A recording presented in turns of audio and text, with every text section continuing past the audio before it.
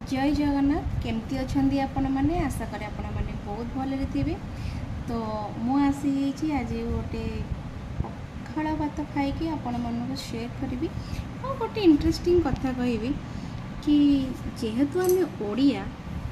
ओडिया घरे गृहिणी माने और घरणी माने गोटे जिनस रोषे घर के बुलांदी सी हूँ पखाड़ हांडी यानी घर लोक खाई भी आउ दी चार जन घर को किए कुणिया पलि आसला तो खाई ही जी पखाड़ जदि खरा दिन में आस शांति पखाड़ तो किसी भी ना जो मैंने घर को कुणी आसी जो खरारे आसी पखाड़ खाई आहा आउ कि दरकार नहीं ता संगे आलू भजा टी हो कि डाली सीझा पानी आलू हो कि आमर पखाड़ भात भजा टी आलू भजा टी हो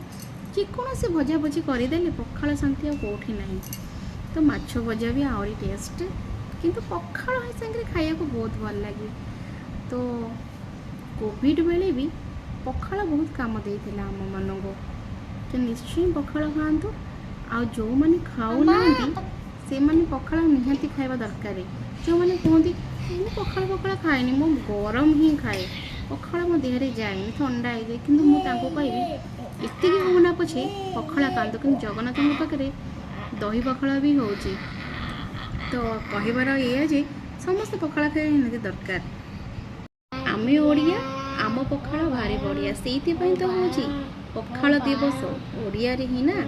ओडिशांकर ही पखाड़ जीवन। तो जो मैंने काम को भी करने आसुँच आम पड़ोसा गोटे कम होता मूल्य मिस्त्री मैंने भी जो आसी से मैंने सांगे पखाड़ भात पिज लंका आउ टिके भजा भजी कौन बड़ी फड़ी चूड़ा नहीं कि आसते मुझे कहली माउसी पखाड़ भल लगे ना हाँ पखाड़ ही आमको एनर्जी दी कि आम आउ 2 घंटा अधिक काम करूँ तो से कहबी ये पखाड़ खाइबा निहाती दरकार और जो मैंने खाऊना से मैंने भी खाइबा दरकार घरे घरे पखाड़ हांडी रहिबा दरकार जो मान घरे नाई एबेठू बनै दियंतु पखाड़ आउ हांडी रखु पखाड़ हांडी जोटी कि बहुत शांति दिए ता संगे जो भी फिल्टर लगे पानी पिउचंदी ताठू भल माठियाटे रखु आ माठिया पानी पियंतु बहुत शांति लगे। आउ प्राय घरे तो माठिया ही रोथबो किंतु जो मैंने रखुना से मैंने रखु माठिया पानी ठू आउ किसी शांति नहीं को फ्रिज पानी शांति नहीं ठंडा धरब कि माठिया पानी बहुत देह भल आ कौन कहबी मु पखाड़ खाइबी हाँ आपण मैंने भी चलतु आपण मैंने जब आज पखाड़ खाई आपण मैंने भी मत कमेंट जनातु पखाड़ संगे कौन खाई आउ रही नमस्कार जय जगन्नाथ केमती लगुच वीडियोटा निश्चय जनइबे आ मु जहाँ कही किसी खराब भावेनि दोष थे क्षमा करेंगे। जय जगन्नाथ।